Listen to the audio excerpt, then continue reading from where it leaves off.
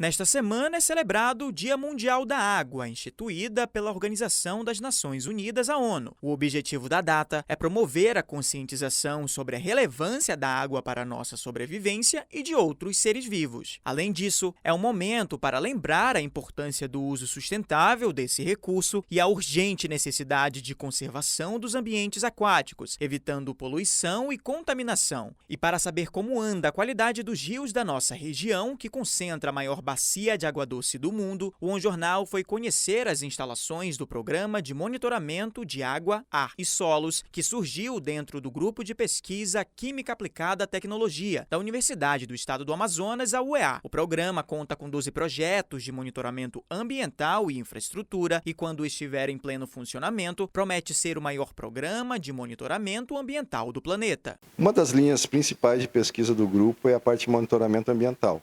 A gente trabalha isso há mais ou menos 10 anos aqui na universidade. No início, era pequenos trabalhos, pequenos projetos para ensinar os alunos de iniciação científica a respeito de monitoramento ambiental, principalmente da parte de recursos hídricos. Depois, com o tempo foi passando, os projetos foram aumentando de envergadura. E hoje em dia, o grupo de pesquisa ele é uma referência aqui no estado com relação ao monitoramento ambiental. Hoje, a gente faz o monitoramento das principais bacias que tem aqui na cidade de Manaus. Então, a gente faz o monitoramento do Tarumã Mirim, do Tarumã Sul, da bacia do São Raimundo, do Educandos e do Puraquaquara. Bem, hoje o que a gente está vendo aqui, nessas 5 principais microbacias que a gente tem aqui na região, é que as duas mais impactadas são a bacia do São Raimundo, que tem o Mindu, que corre aqui atrás da Este, e a bacia do Educandos, que passa lá no meio do polo industrial de Manaus. O principal problema que a gente vê nessas bacias realmente é esgoto doméstico, e evidenciado isso pelos coliformes fecais que a gente acaba analisando. Então, existem outros problemas pontuais aqui nas bacias. A bacia do Tarumã, ela também está sofrendo um pouco com essa parte de coliformes, mas as bacias, tanto do Tarumã Mirim como do Puraquaquara, ainda são bacias bem sadias e o negócio é a gente preservar isso. E, por outro lado, a gente tentar ver como minimizar, mitigar os problemas que a gente está vendo nas bacias aqui do São Raimundo e do Educandos. O principal problema das duas bacias é o esgoto doméstico.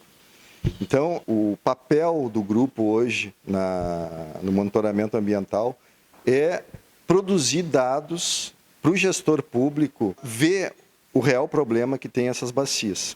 Então, uma coisa que eu costumo falar é que não adianta tu ter a boa vontade de querer resolver o problema de uma bacia que está degradada. Tu tem que saber realmente o que está acontecendo na bacia. Quais os parâmetros que estão fora dos padrões, e é isso que a gente coloca para o gestor público. Uma ferramenta simplesmente enorme para ele conseguir fazer o papel dele, que é ter as ações necessárias para melhorar a qualidade da água nesses igarapés. Esse projeto de monitoramento aqui das bacias de Manaus, ele faz parte de um grande programa de monitoramento ambiental.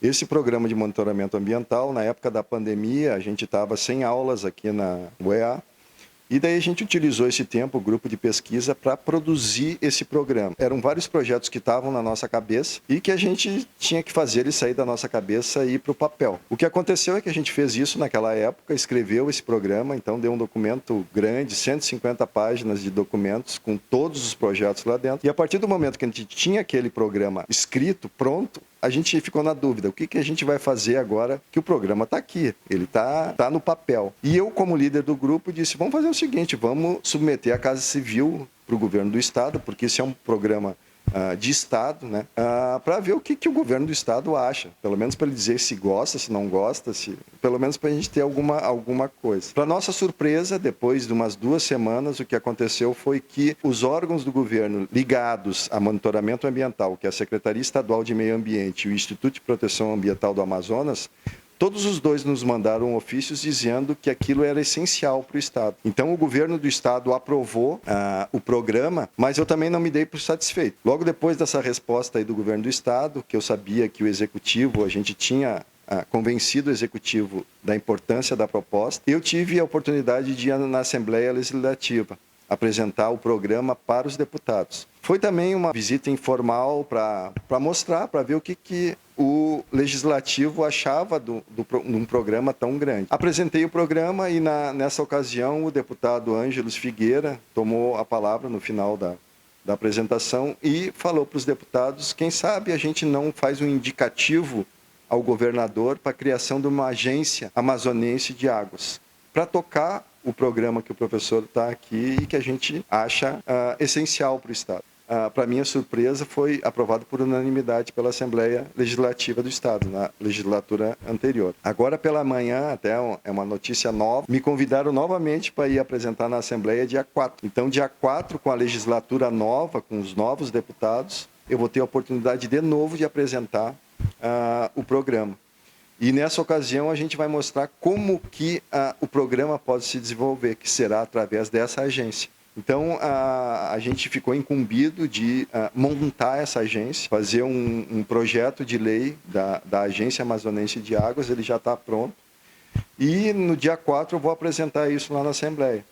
Então, tendo a concordância dos deputados, então isso vai se tornar uma lei, vai ser criada uma Agência Amazonense de Águas. E o programa esse que eu estou falando para vocês, ele vai começar a realmente ter corpo. Então, a gente está hoje tocando um projeto só, e depois os outros 11 vão vir na esteira desse projeto aí. A ideia toda, como é um projeto muito grande, a bacia é muito grande, tem que ser por etapas isso. Não adianta querer fazer o monitoramento da bacia inteira. Então, a nossa ideia primeiro é montar a estrutura da agência, essa que vai ser criada, aqui na Escola Superior de Tecnologia. Por quê? Porque aqui na escola é onde a gente tem os técnicos que conhecem muito bem essa parte de monitoramento. A gente tem hoje um laboratório que dificilmente a gente encontra no Brasil inteiro.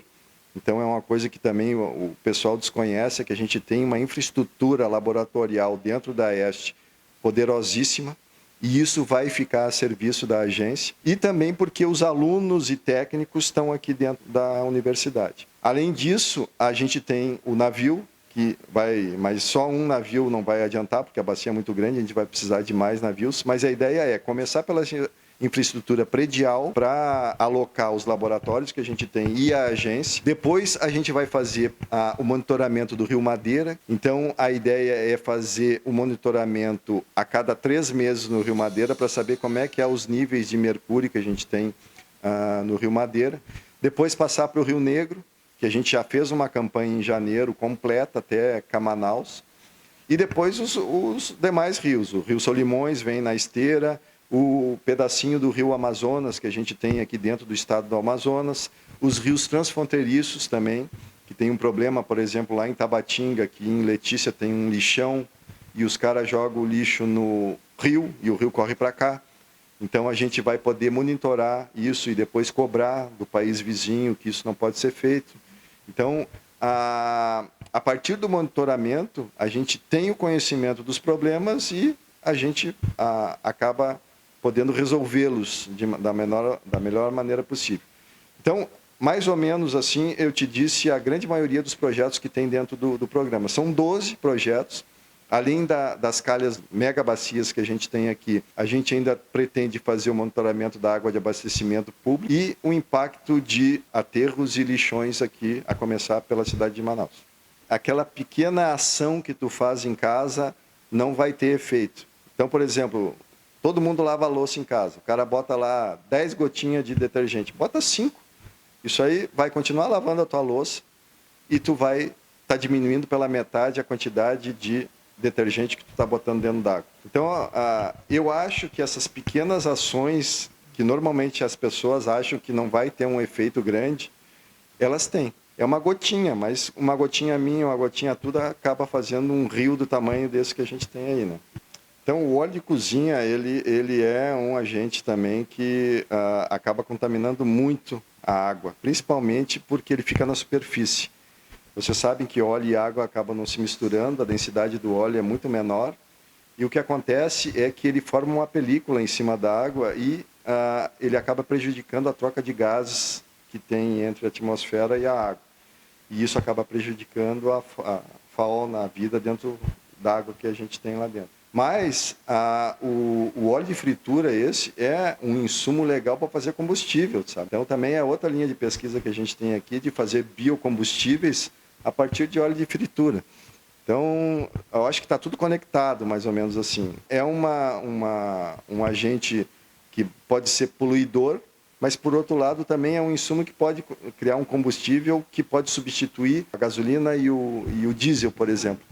Então, é a ideia de conscientizar as pessoas. Ao invés de jogar na pia, se guarda isso, depois isso aí pode criar um movimento de cada morador lá juntar todos os seus óleozinhos e esse óleo servir para a produção de combustíveis que pode ser utilizado para uma infinidade de coisas. Bem, eu acho que a gente não falou, todos os dados gerados que a gente tem aqui nos projetos de monitoramento ambiental, eles são públicos. Então, isso é um diferencial dos nossos projetos. Normalmente, os pesquisadores, quando a gente faz um trabalho de pesquisa, a gente consegue os dados, a gente guarda, mas todos os projetos de monitoramento ambiental aqui do grupo têm disponibilidade pública. E quem quiser ver isso, onde é que entra? O nosso portal, a gente tem um site que é www.gp-qat.com. Nessa página, a gente tem todos os projetos que estão em andamento de monitoramento ambiental.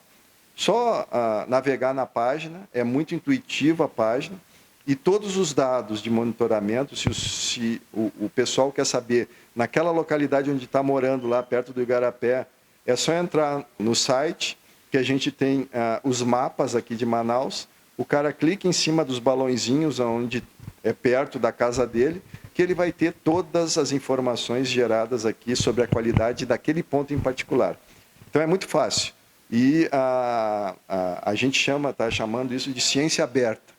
A gente quer que não só o gestor público, não só o pesquisador tenha acesso a esses dados. A gente quer que a população em geral tenha acesso e cobre o gestor público para dizer, pô, naquele ponto onde eu moro a qualidade da água está ruim, o senhor vai fazer o que a respeito? Então é uma ferramenta tanto para a população, para cobrar essas mudanças na qualidade de água, quanto para o gestor público, para ele poder saber exatamente o problema e fazer as ações necessárias para conseguir melhorar a qualidade dos recursos hídricos que a gente tem aqui em Manaus.